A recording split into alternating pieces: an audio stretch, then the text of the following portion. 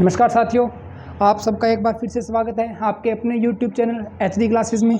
आज हम लेके आए हैं 15 सितंबर first shift RRC group D का जो एग्ज़ाम हुआ है, हम इसका एनालिसिस करेंगे और इसके आधार पर आगे के जो शिफ्ट के अंदर जो पेपर बन सकता है उसका कुछ अनुमान लगाएंगे। तो आइए शुरू करते हैं। 15 सितंबर फर्स्ट शिफ्ट के अंदर जो पेपर आया है ग्रुप डी का, उसको सबसे पहला क्वेश्चन, शक्तिकांत दास गवर्नर कब बने थे? जैसा कि आपको पता है ये आरबीआई के 25वें गवर्नर थे। शक्तिकांत दास आरबीआई के 25वें गवर्नर थे। तो हो सकता है अगले पेपर में आपसे पूछ ले कि ये कौन से नंबर के गवर्नर थे। 25वें गवर्नर थे। कब बने थे? 2018 में बने थे।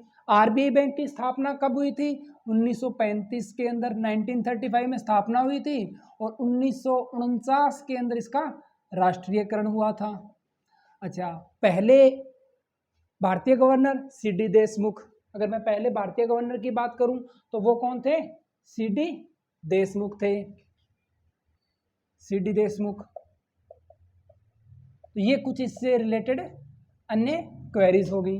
नेक्स्ट जो क्वेश्चन बनता है हमारा कोयला खादान पे, यानी कि कोयला से संबंधित क्वेश्चन आया था। अगर क्वेश्चन ये था कि कोयला खाद्यान्न सबसे ज्यादा कहाँ है, खदानें जो है कोयला, तो कोयला खदानें जो हैं, कोयला खदानें सबसे ज्यादा है एमपी के अंदर, जबकि कोयले का उत्पादन जो है वो सबसे ज्यादा होता है झारखंड के अंदर। तो जो सही क्वेश्चन था वो आप कमेंट बॉक्स में जरूर कमेंट कीजिए कि खदानों की संख्या पूछी थी या उत्पादन पूछा था।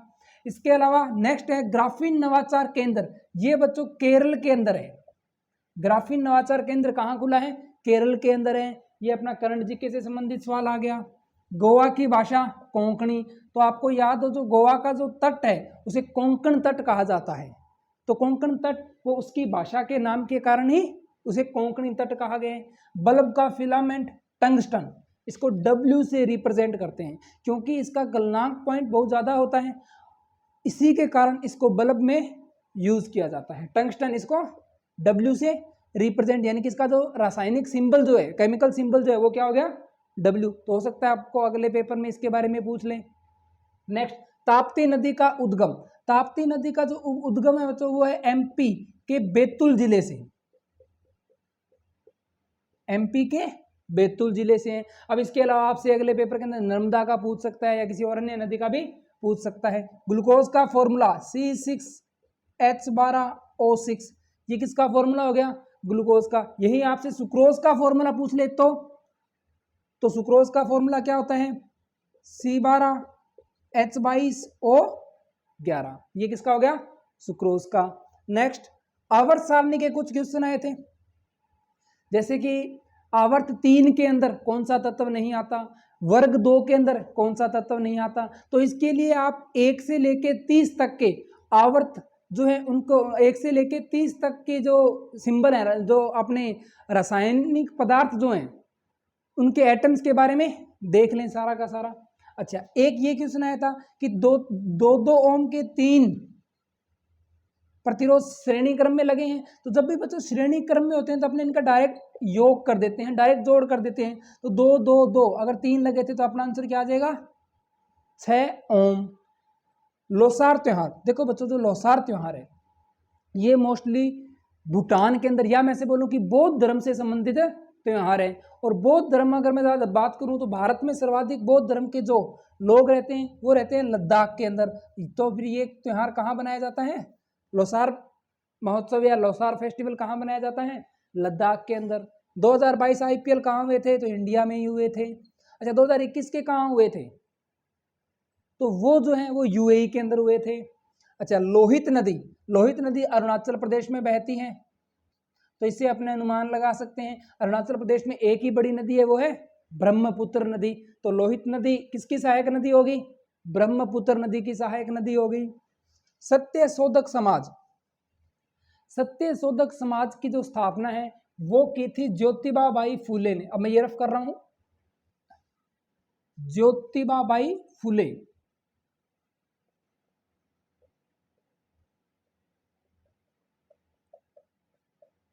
इन्होंने की थी 1873 के अंदर सत्यशोधक समाज की स्थापना की थी। आइठन का कारण, आइठन जानते हो बच्चों?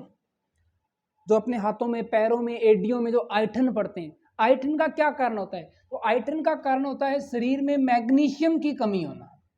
जब शरीर में मैग्नीशियम की कमी आती है तो आयठन पड़ना प्रारंभ हो जाते हैं। वहीं अगर बच्चों में बात करूं, अगर हमारी बॉडी के अंदर कैल्शियम की कमी हो जाए तो कैल्शियम की कमी होने से हमारे पूरे शरीर में ऐंठन आ जाएगी। शरीर में क्या आना स्टार्ट हो जाएगी? ऐंठन आ जाएगी। हड्डियां क्या हो जाएंगी? कमजोर हो जाएंगी। तो ये किसकी कमी के कारण होता है?